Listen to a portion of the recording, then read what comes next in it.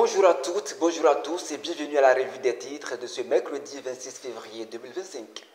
Nous démarrons avec La Nation qui titre « Audit de la liste électorale, la CEDEAO salue l'ouverture de Patrice Talon. Le Bénin se prépare à auditer la liste électorale informatisée. Le président Talon accède à cette requête de formation politique de l'opposition et autorise la mise à disposition de ressources publiques adéquates à cette fin.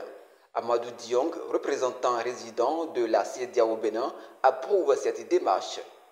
En gros noir sur blanc, le matinal titre Deuil national, le préfet du Zou est mort et clarifie le contexte de sa disparition. Il s'agit de Firmin Aimé Couton. Il a succombé le mardi 25 février 2025 des suites d'une crise cardiaque en pleine réunion au ministère de l'Intérieur et de la Sécurité publique en présence du ministre de la Décentralisation et de la Gouvernance locale et de ses autres collègues préfets.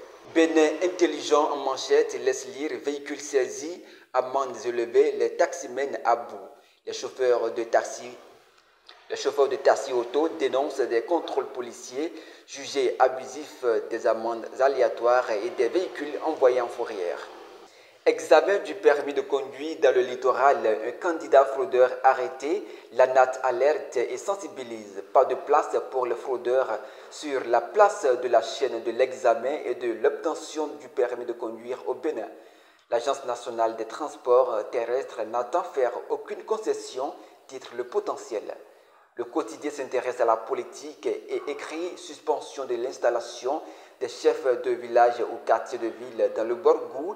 FCB fâché, Paul Rumpe s'interroge sur l'application du code électoral. Le leader du jour nous informe qu'à l'Assemblée nationale du Bénin, les députés en session extraordinaire dès demain jeudi, des projets de loi sont inscrits à l'ordre du jour. Cette session est prévue ce jeudi 25 février au Palais des gouverneurs à 10h. Un communiqué signé par le président de l'Assemblée nationale, Louis Vlavono. Pour boucler dans le septentrion, Dabarou nous parle d'une innovation d'une salle de classe numérique au CG Banikwara. Les élèves sont préparés aux défis technologiques.